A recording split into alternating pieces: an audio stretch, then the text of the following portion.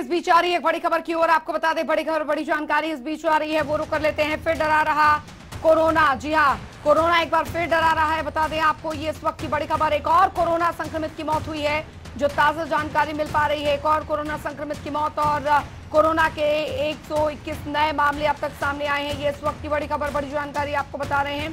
प्रदेश में कुल कोरोना संक्रमितों का आंकड़ा 2 लाख के पार जा चुका है। और जानकारी आपको दे दें, सक्रिय कोरोना मामले 1110 बने हुए हैं। तो ये इस वक्त की बड़ी खबर आपको बता रहे हैं।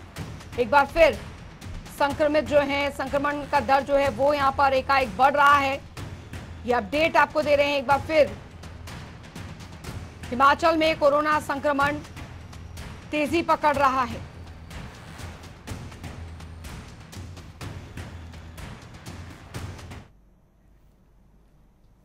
तो प्रदेश में कोरोना नियमों में दी गई ढील के बाद जैसे ही सैलानियों ने पहाड़ों का रुख करना शुरू किया, वैसे ही एकाएक सैलानियों की भीड़ इतनी ज्यादा बढ़ गई थी, जिसकी वजह से एक बार फिर कोरोना के बढ़ने का खतरा मंडराने लगा था। हालांकि पहाड़ों पर हुए खराब मौसम की वजह से इसका असर कुछ हद तक पर्यटन व्यवसाय पर तो पड़ा था, लेकिन वीकेंड्स पर एक बार फिर से सैलानियों ने काफी संख्या में पहाड़ों का रुख करना शुरू कर दिया है। और कुछ ऐसी ही तस्वीरें शिमला के रिज मैदान में आज देखने को मिली, जहां पर काफी संख्या में सैलानी यहां पहुंच रहे हैं, जिसकी वजह से एक बार फिर से पर्यटन स्थलों पर लोगों की भीड़ लगनी शुरू हो गई है। वहीं हिल स्टेशनों पर भीड़ के मसले पर हिमाचल प्रदेश के सीएम जयराम ठाकुर ने भी कोरोना नियम मानने की अपील लोगों से की थी।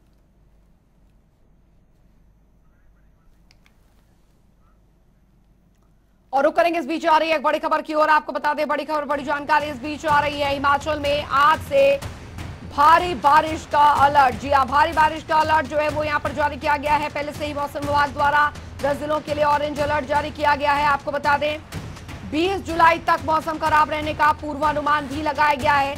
इसके चलते जो प्रशासन है वो पूरी तरह से अलर्ट नजर आ रहा है। हिमाचल में आज से भारी बारिश का अलर्ट, जिसके चलते क्योंकि हाल फिलहाल जिस तरीके का मंजर कांगड़ा में देखने को मिला, उसके बाद की जो जलत्रासदी के निशान अब तक वहां पर बने हुए हैं। कईयों ने अपनों को गंवाया, कईयों ने अपनी जान गंवाई और अब एक बार फिर से भारी बारिश का अलर्ट आज से लेकर 20 तारीख तक जारी किया गया है।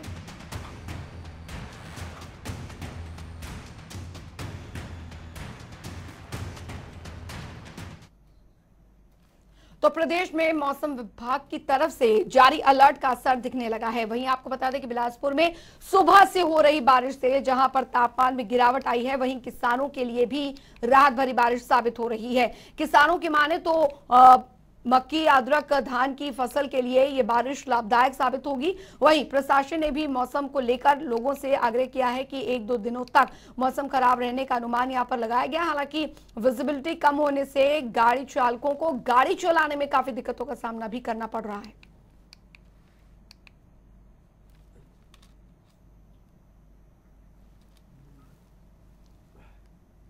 उधर कोरोना संक्रमण में आई कमी के बाद अभी धीरे धीरे हिमाचल में पर्यटन व्यवसाय जो है वो पटरी पर लौट ही रहा था। हालांकि अचानक से प्रदेश में हाल ही में आई जलत्रासदी के मंजर ने मानो सब कुछ तबाह करके रख दिया है, जिसका असर पर्यटन व्यवसाय पर हालांकि पड़ा था, लेकिन वीकेंड्स पर एक बार फिर से भीड़ जो है पर्यटकों की वो पहाड़ों का रुख कर रही है। लेकिन पर्यटन व्यवसायियों का कहना यही है कि जितना पहले असर इसका पड़ रहा था, उतना अब असर जो है वो नहीं पड़ रहा है। पहले जितनी ऑक्यूपेंसी हर दिन के हिसाब से 100% रह रही थी, उतनी ऑक्यूपेंसी नहीं हो रही है। हालांकि कुछ पर्यटक ऐसे भी हैं जो कि सुबह आकर शाम को लौट जा रहे हैं, लेकिन जो भीड़ भाड़ है पर्यटन स्थलों में वो बढ़ रही है। लेकिन जो होटल व्यवसाय है वो काफी धीमा पड़ा है।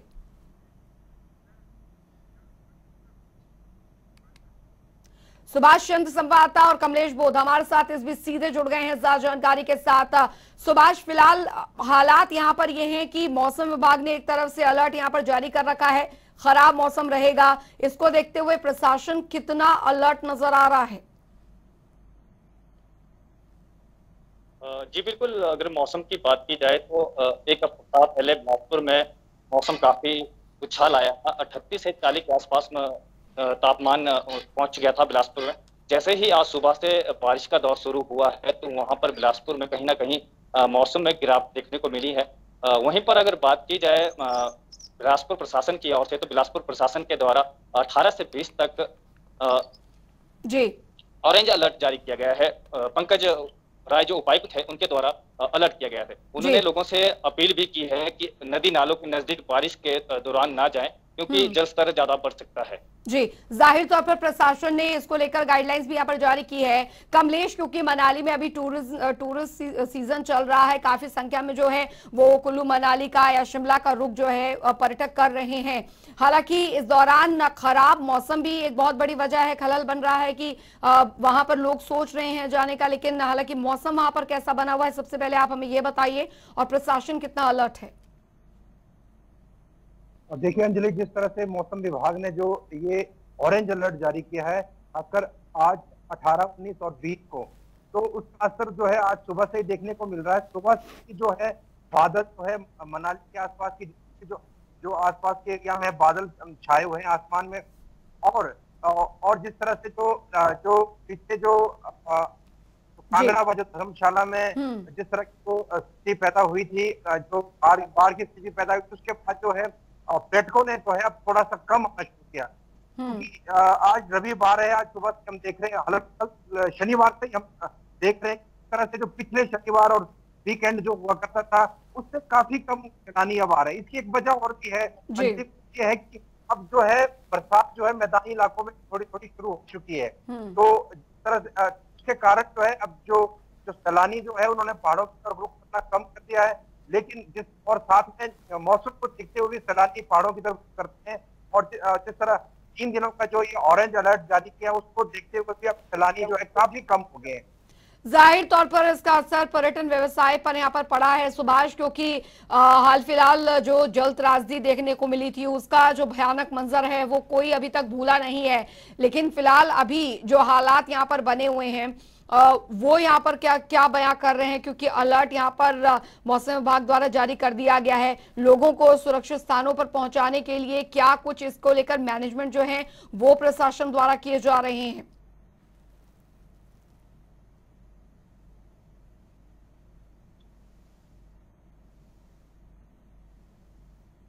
सुभाष, आपको मेरी आवाज मिल पा रही है?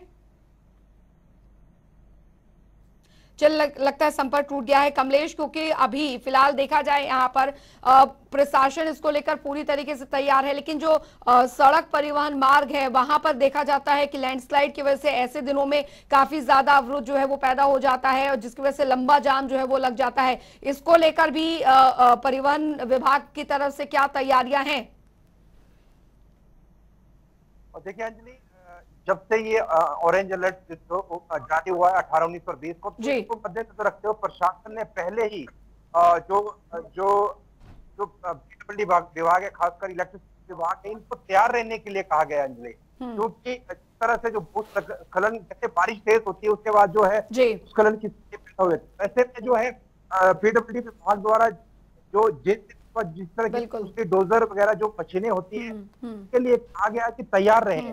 जैसे ही भूस्खलन तो ऐसे में जो मार्ग अवरुद्ध हो जाता है तो पुलिस के उन्हें पहले तैनात कर दिया है। तो साथ ही साथ बिजली विभाग है, उन्हें भी कहा गया है कि जैसे ही बिजली आपूर्ति बंद होती है तुरंत जो है। बिल्कुल बिल्कुल, जाहिर तौर पर प्रशासन की तैयारी यहाँ पर पूरी है। खराब मौसम को देखते हुए बहुत बहुत शुक्रिया कमलेश बोध आपका, सुभाष चंद्र आपका, इस तमाम जानकारी के लिए। खबरों में आगे बढ़ेंगे तो हिमाचल प्रदेश में आगामी उपचुनावों को लेकर सरगर्मियां तेज हो गई हैं। आपको बता दें कि जुब्बल कोटखाई में भी आने वाले समय में उपचुनाव होना है, जिसे लेकर हमारे संवाददाता विकास शर्मा ने कांग्रेस नेता और पूर्व में संसदीय सचिव रहे और रोहित ठाकुर से खास बातचीत की। आइए आपको सुनवाते हैं। हिमाचल प्रदेश में आगामी दिनों में उपचुनाव हैं और ऐसे में राजनीतिक सरगर्मियां तेज देखी जा रही हैं। फिलहाल मेरे साथ बात करने के लिए मौजूद हैं हिमाचल कांग्रेस के नेता और हिमाचल कांग्रेस की सरकार में पूर्व में रहे मुख्य संसदीय सचिव रोहित ठाकुर। रोहित जी, चुनावी सरगर्मियां तेज हो गई हैं, किस तरह से देखते हैं राज्य सरकार के 3.5 साल के कार्यकाल को? जुब्बल कोटखाई में क्या हालात हैं, किस तरह की तेजी? जी, 3.5 वर्षों के दौरान हमारे क्षेत्र की घोर उपेक्षा हुई है। जहां आपने चुनाव से संबंधित बात कही, जिस तरह से मुख्यमंत्री और मंत्री के दौरे हो रहे हैं हमारे क्षेत्र में, तो लगता है कि चुनाव नजदीक है। अच्छा, आपकी दावेदारी क्या है, क्योंकि पूर्व में भी आप वहां से विधायक रहे हैं, किस तरह की दावेदारी बना? मैं पिछले 20 वर्षों से जनता जनार्दन से जुड़ा हूं। एक कांग्रेस कार्यकर्ता के रूप में 2 मर्तबा विधायक के रूप में कार्य किया है, और जहां तक दावेदारी की बात है, मैंने ये सारी बातें कांग्रेस हाईकमांड पर छोड़ी है। आज मुख्यमंत्री दौरा कर रहे हैं, आप शिमला में प्रेस कॉन्फ्रेंस कर रहे हैं, और वहां पर जो घोषणाएं जो चल रही हैं, किस तरह से देख रहे हैं आप? जहां तक जुब्बल नावर कोटखाई की प्रबुद्ध जनता जनार्दन का सवाल है, वो अपनी परिपक्वता के लिए, अपनी सूझबूझ के लिए जानी जाती है। 3.5 वर्षों के दौरान मैं एक तो छोटा सा उदाहरण देता हूं, जो हमारी ऊपरी शिमला की जीवन रेखा ठेव खड़ा पत्थर हाटकुटी रोड, जिसका मात्र कोई 8% के आसपास कार्य शेष रह गया था, ये उसको भी करने में सफल रही। जहां तक घोषणाओं की बात है, उसके लिए तो भारतीय जनता पार्टी पहले से जानी जाती है। लेकिन लोग आपको वोट क्यों दे? अगर आपको टिकट अगर मिलता है तो वोट क्यों दे लोग? हमने काम किया है अपने क्षेत्र में, और हमें विश्वास है कि कांग्रेस पार्टी को जनता जनार्दन का आशीर्वाद मिलेगा। आज जनता का मूड क्या है, क्या चाह रही है, बदलाव क्यों चाह रही है? आप किसी भी स्तर पे देख लीजिए, चाहे वो कोरोना का मिसमैनेजमेंट रहा, चाहे केंद्र सरकार की बात है, चाहे प्रदेश सरकार की बात है, चाहे हमारे 3.5 वर्षों के दौरान हमारे क्षेत्रों की जो उपेक्षा हुई, विशेष रूप से बागवानी क्षेत्र की, उसके अनेकों उदाहरण आपके सामने मिलेंगे। और विशेष रूप से अगर मैं जुब्बल नावर कोटखाई डिस्ट्रिक्ट शिमला की बात करूं, हमारे साथ तो हर तरह से डिस्पैरिटी की गई है, चाहे वो सड़कों की बात थी, चाहे वो बागवानी क्षेत्र की बात थी, चाहे हमारे क्षेत्र में पेयजल योजनाओं की बात थी, चाहे एम्प्लॉयमेंट की बात थी। हर क्षेत्र में हमारे साथ भेदभाव हुआ, और निश्चित रूप से जनता जनार्दन इन सब बातों को देखते हुए अपना निर्णय लेगी। लेकिन मुख्यमंत्री और राज्य सरकार तो ये कह रही है कि बहुत विकास हुआ, वहाँ पे बहुत अच्छे पैमाने पर विकास हुआ है, लोग जो है इस बात को समझ रहे हैं, और हवा जो है वो बीजेपी के हक में। दिल खुश करने को ख्याल अच्छा है, गालिब ने कहा है, और अगर इतना विकास हुआ होता तो उन्होंने वहां पर 3 मंत्री नहीं लगाने होते, और ना ही मुख्यमंत्री को इतनी दफा जाना पड़ता वहां पर। आपको क्या लग रहा है अभी जिस तरह से आप अपने काम जो है वो गिना रहे हैं कि आपने अपने कार्यकाल के दौरान बहुत अच्छे काम किए हैं, आपको लगता है कि इस बार चुनाव जो है वो चुनौती क्या देखते हैं आप? चुनौती तो चुनौती होते हैं, और जहां तक जनता जनार्दन का निर्णय वो सर्वोपरि होता है। और निश्चित रूप से जैसे मैंने कहा, ये धन बल और जनबल की लड़ाई है, और इसमें जनबल जीतेगा। इनसे बातचीत करने के लिए शुक्रिया। तो ये थे कांग्रेस नेता रोहित ठाकुर। इनका साफ तौर पर कहना है कि लड़ाई राज्य सरकार से है, और ऐसे 3.5 साल के कार्यकाल कुछ खास राज्य सरकार ने नहीं किया है। जीत इन्हीं की होगी, क्योंकि विकास काम जब इन्होंने अपनी राज्य सरकार के समय में जब ये सत्ता में थे, तब इन्होंने काम जो है वो यहाँ पर ज्यादा किया, जिसके दम पर अब टिकट इन्हें मिलेगा और जीत इन्हीं की होगी। कैमरा पर्सन रोशन के साथ विकास शर्मा, जनता टीवी, शिमला। उधर विश्वविख्यात शक्तिपीठ श्री ज्वालामुखी मंदिर विश्व कल्याण, कोरोना महामारी नाश और विश्व शांति के लिए 8 दिन से चल रहे गुप्त नवरात्रों का विधिवत समापन हो गया।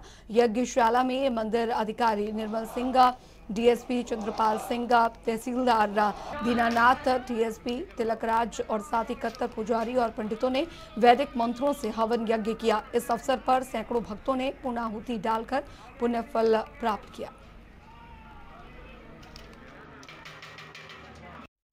गुप्त नवरात्रों का समापन हो चुका है।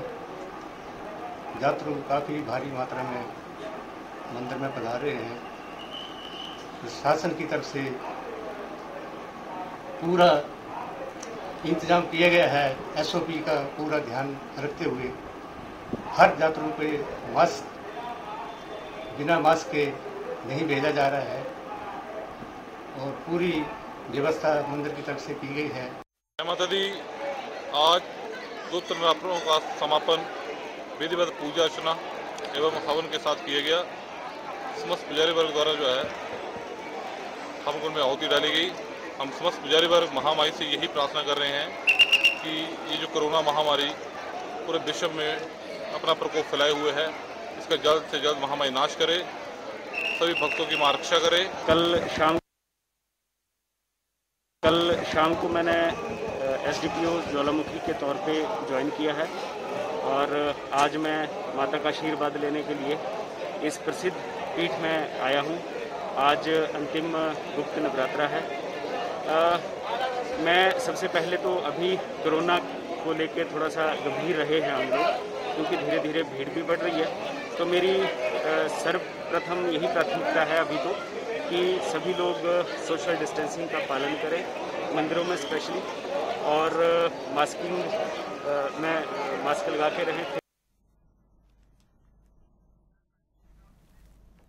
उधर हिमाचल प्रदेश के स्वास्थ्य मंत्री राजीव सैजल ने बड़ा ऐलान करते हुए कहा है कि सोमवार से 18 साल से अधिक आयु के लोगों के वैक्सीन की डोज लगनी शुरू हो जाएगी, जिसके लिए अलग से कोई केंद्र चिन्हित नहीं किया जाएगा। वहीं हर दिन 70 से लेकर 75,000 डोज लगाई जाएंगी। आपको बता दें कि अभी प्रदेश में 5 लाख डोज की उपलब्धता है और कुल 43 लाख लोगों को कोविड वैक्सीन लगाई जा चुकी है, जिसमें करीब 33 लाख लोगों को एक डोज जबकि 10 लाख लोगों को दोनों डोज लगाई जा चुकी है।